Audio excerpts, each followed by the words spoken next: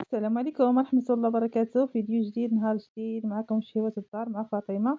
اليوم رجعت لكم فيديو جديد، عندي الطلبية ديال الحريشات غادي نحضرها معكم، نتمنى تنال إعجابكم.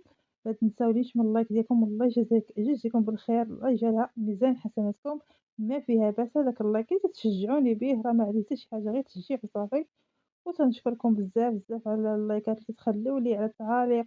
شكرا لكم بزاف بزاف. صليو على النبي، اللهم صل وسلم وبارك على سيدنا محمد وعلى آله وصحبه أجمعين. طلبية جديدة عندنا ديال الحريشات ديال الشعير، غادي جميع الأسرار ديالهم باش يجيكم ناجحين. ولا بغيتو تخدموهم تا كوموند مشروع يعني مربح، إن شاء الله ينالوا الإعجاب ديالكم. تابعوا الفيديو من الأول حتى الآخر، ما تنساونيش من التعاليق واللايك ديالكم، الله يجازيكم بالخير. بسم الله على بركة الله. هنا عندي 700 غرام ديال الحرشة ديال عفوا ديال البلبولة ديال الشعير. هذه ماشي ديك البيضة، هذه اللي تكون يعني هذيك الرمادية، هذه تكون هي الأصلية، ماشي هذيك البيضة راه ماشي أصلية. هذه تكون هكايا رمادية هي اللي زوينة ديال الشعير. هنا غدير 700 غرام، غادي ندير الملح وغادي نخلط مزيان مزيان داك الملح مع هاد البلبولة اللي عندي ديال الشعير. يعني طريقتهم ساهلة، إلا بغيتو تخدموهم راه هي ما فهمتي يعني ما تاخدش وقت كبير، وحتى الخدمة ديالها ساهلة وتجي ناجحة من أول تجربة. هنا درت الكاس الأول ديال الماء طايب بحال نعمرو بأتاي، والكاس الثالث هنا درت 3 ديال الكيسان ونص، غادي نزيد هنايا نص يعني يعني ما كافيش هذاك الماء. نتوما غادي ديروا لها الماء تيتغطى عليها الوجه ديالها شوية بالماء ماشي بزاف، تيتغطى عليها الوجه ديالها صافي، وتحركوا بحال هكا وتخليوها بشي معلقة، أنا حركتها بلا معلقة ما والو، خليوها تشرب. ومن بعد غادي ندير لهنا السلوفان نزمتها ونخليها باش ترطاب. الطريقة الأولى ديال الماء ضروري باش تجيكم يعني حريشات هشاش، ما يجيكمش حريشات يعني قاصحين وناشفين من الداخل. صافي أنا هنا خليتها تقريبا واحد الساعة تاع المكانة. عاد رجعت ليه هنا راني حنا خلطتها، واحد بعد راني نصور. صافي هنا حركتها راها تنفخت يعني ضعف الحجم شوية ديالها، شوفوا رطابت. واخا تتشوفوها تتلصق. أنا غادي نزيد باقي المكونات. هنا نص كاس ديال الزيت، أنا درت زيت الزيتون، أنا السيدة اللي طالبة مني هاد الطلبية بغاتها بزيت الزيتون. ممكن ديروا الزيت العادية، ولكن إلا بغيتيها صحية أكثر ديروا زيت الزيتون. هنا هاداك ربيع كاس تاع الماء درت فيه هاديك المعلقة ممسوحة ديال الخميرة، يعني لا خميرة ديال الحلوى غير خميرة ديال الخبز. وغادي نزيد هنا الزيتون مقطّع، أنا على حساب الطلبية المرا بغات فيها الزيتون مقطّع وبغات فيها الزيتون ومنسمين بالزعتر، غادي هنا نسمها بالزعتر.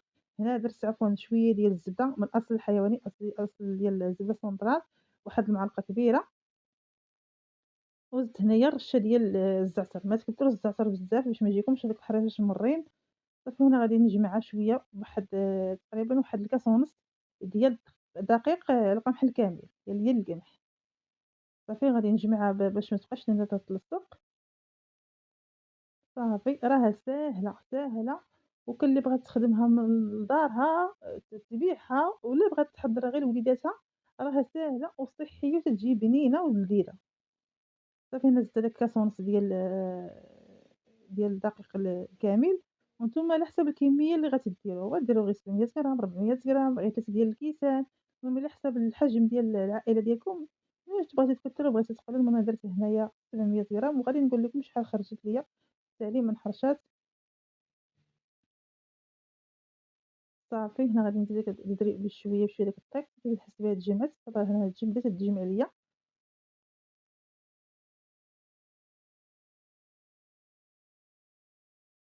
أنا اللي تجيني في الطلبية تنصورها تنديرها معاكم، يعني نتمنى تقبلوا معايا وصافي، تقبلوا عليا وصافي. اللي جاتني تنصورها تنحطها معاكم، يعني ماشي راني أي حاجة غير اللي جاتني تنخدمها راه تنصورها معاكم.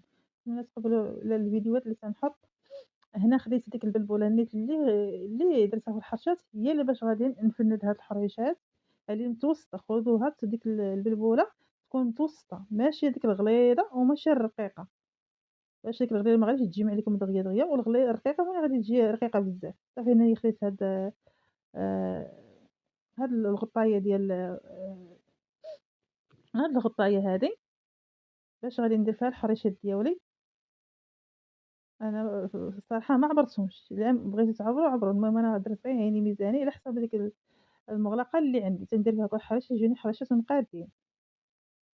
تقريبا غتكون تما واحد 180 غرام، 180، 170. يعني غير عيني ميزاني ما عبرتش. صافي هنا تنفندو كما تتشوفوا معايا،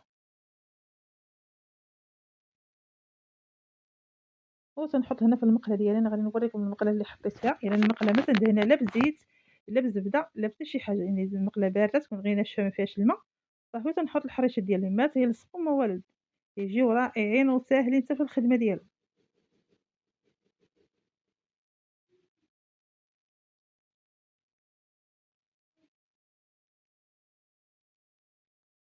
غادي نستمر هاكا كما تشوفوا معايا.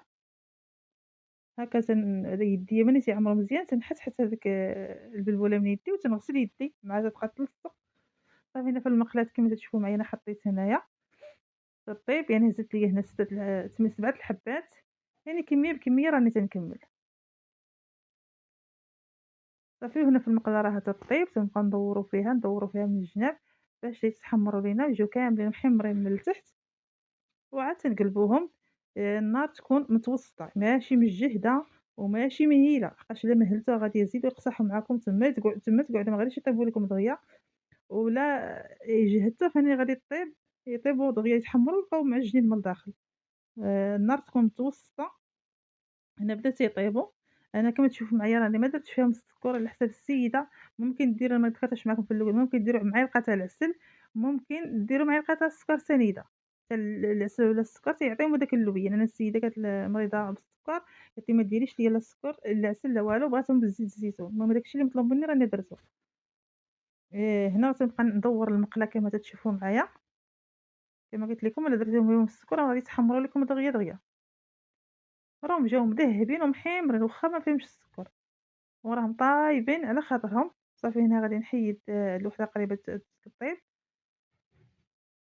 تنبقاو نعطيهم الخاطر، ندورو ونقلبوهم حتى تاخذ داك اللوين مذهب. صافي وتنحيدوهم.